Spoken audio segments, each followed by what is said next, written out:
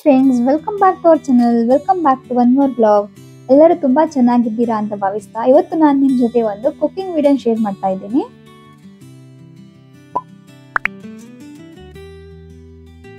ನಿಮಗೆ ಒಂದೇ ತರ ಅಡುಗೆ ತಿಂದ್ಬಿಟ್ಟು ಬೇಜಾರಾಗಿದ್ರೆ, ಇಲ್ಲಾಂದ್ರೆ ಮಕ್ಕಳಿಗೆ ಬೇಗನೆ ಟಿಫಿನ್ ಮಾಡಿ ಬಾಕ್ಸಿಗೆ ಹಾಕಿ ಕೊಡಬೇಕು, ನಾವು ಕೆಲಸಕ್ಕೆ ಹೋಗಬೇಕು, ಎಲ್ಲನೂ ಪಟ್ಟಂತ ಆಗಬೇಕು, ಟೇಸ್ಟಿ ಆಗಿರಬೇಕು, ಮಾಡ್ಲಿಕ್ಕೂ ಕೂಡ ಈಸಿ ಮತ್ತೆ ಸಿಂಪಲ್ ಆಗಿರಬೇಕು ಅಂದ್ರೆ ಈ ಅಡುಗೆ ನೀವು ಖಂಡಿತ ಮಾಡ್ಕೋಬಹುದು. ಇಲ್ಲಿ ನಾನು ಮೊದಲಿಗೆ ಒಂದು ಮಿಕ್ಸಿ ಜಾರ್ ತಗೊಂಡಿದ್ದೇನೆ. ಅದಕ್ಕೆ 1 ಕಪ್ ಆಗುವಷ್ಟು ತೆಂಗಿನಕಾಯಿ ತುರಿಯನ್ನು ಹಾಕಿದ್ದೇನೆ.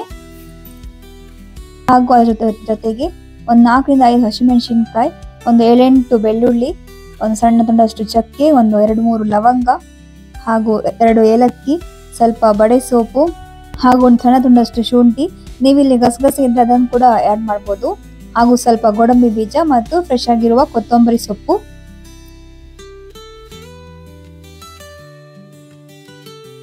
ಈ ಗ್ರೇವಿ ಅಂತೂ ತುಂಬಾನೇ ಟೇಸ್ಟಿ ಆಗಿರುತ್ತೆ. ನೀವು ರೈಸ್ ಜೊತೆಗೂ ತಿನ್ಬಹುದು, ಇಲ್ಲ ಅಂದ್ರೆ ನಿಮ್ಗೆ ದೋಸೆ ಇಲ್ಲ ಚಪಾತಿ ಜೊತೆಗೂ ತುಂಬಾನೇ ಚೆನ್ನಾಗಿರುತ್ತೆ.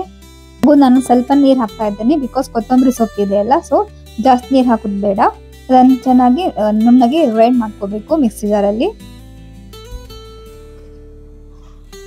ಇಷ್ಟು ನೈಸ್ ಆಗಿದೆ, ಇಷ್ಟು ನೈಸ್ ಆದ್ರೆ ಸಾಕು. ನೆಕ್ಸ್ಟ್ ನಾನು ಒಂದು ಕುಕ್ಕರ್ ತಗೊಂಡಿದ್ದೇನೆ. ಕುಕ್ಕರ್ಗೆ ಸ್ವಲ್ಪ ಎಣ್ಣೆ ಹಾಕಿದ್ದೇನೆ.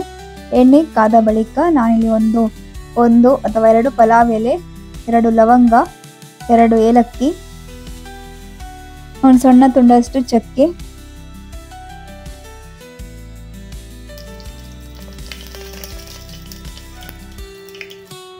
ಹಾಗೂ ಇಲ್ಲಿ ನಾನೊಂದು ಸಣ್ಣ ಕಟ್ ಮಾಡಿರುವ ಒಂದು ಈರುಳ್ಳಿಯನ್ನು ಹಾಕಿದ್ದೇನೆ.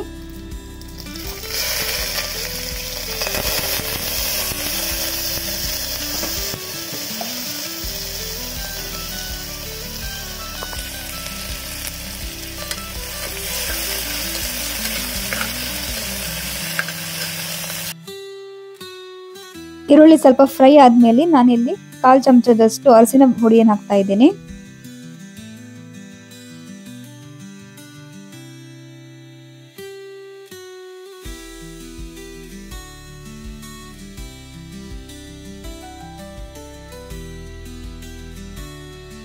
ನಂತರ ಇಲ್ಲಿ ಸ್ವಲ್ಪ ತರಕಾರಿ ಹಾಕೋಬೇಕು. ನಾನಿಲ್ಲಿ ಬಂದ್ಬಿಟ್ಟು ಸ್ವಲ್ಪ ಬೀನ್ಸ್, ಕ್ಯಾರೆಟ್, ಹಾಗೂ ಹಸಿ ಬಟಾಣಿ ಮತ್ತು ಕಾಲಿಫ್ಲವರ್ ಹಾಕ್ತಾ ಇದ್ದೇನೆ.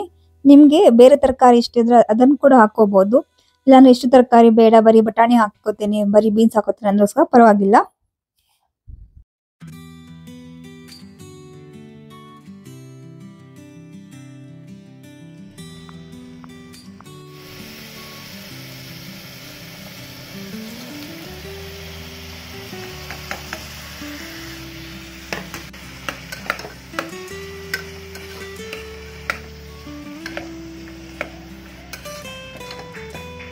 ಇವಾಗ ಎಲ್ಲ ತರಕಾರಿಯನ್ನು ಚೆನ್ನಾಗಿ ಮಿಕ್ಸ್ ಮಾಡ್ಕೊಳ್ಳಿ. ಇವಾಗ ಕಾಲಿಫ್ಲವರ್ ಕೂಡ ಸೇರಿಸ್ತಾ ಇದ್ದೇನೆ. ಕಾಲಿಫ್ಲವರ್ ಜೊತೆಗೆ ಆಲೂಗಡ್ಡೆ ಕೂಡ ಸೇರಿಸಿದ್ದೇನೆ.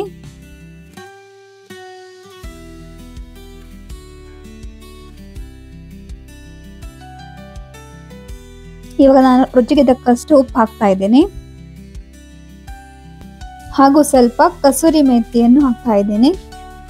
ನಂತರ ಲಾಸ್ಟ್ ಅಲ್ಲಿ ನಾವು ಮಿಕ್ಸಿಯಲ್ಲಿ ರುಬ್ಕೊಂಡಿರೋ ಮಸಾಲೆಯನ್ನು ಹಾಕ್ಬಿಟ್ಟು, ಎಷ್ಟು ನೀರು ಬೇಕೋ ಅಷ್ಟು ನೀರು ಹಾಕ್ಬಿಟ್ಟು, ಉಪ್ಪು ಬೇಕಾದ್ರೆ ಉಪ್ಪೆಲ್ಲ ಸೇರಿಸಿ 1-2 ರಿಂದ 3 ಸೀಟಿ ತೆಗೆದ್ರೆ ಎಮ್ಮಿ ಆಗಿರುವ ಇದು ಗ್ರೇವಿ ತುಂಬಾನೇ ಚೆನ್ನಾಗಿ ರೆಡಿ ಆಗುತ್ತೆ. Thank you for watching. ಇವತ್ತಿನ ವಿಡಿಯೋ ನಿಮ್ಗೆ ಇಷ್ಟ ಆಗಿದೆ ಅನ್ಕೋತೇನೆ. ಇಷ್ಟ ಆದರೆ ಪ್ಲೀಸ್ ಹೋಗಿ ನಮ್ಮ ಚಾನಲ್ಗೆ ಸಬ್ಸ್ಕ್ರೈಬ್ ಮಾಡಿ, ಹಾಗೂ ನಮ್ಮ video like, share, comment, friends ಜೊತೆ ಶೇರ್ ಮಾಡಿ. ಸಿಗ್ತೀನಿ. ಬಾಯ್ ಬಾಯ್.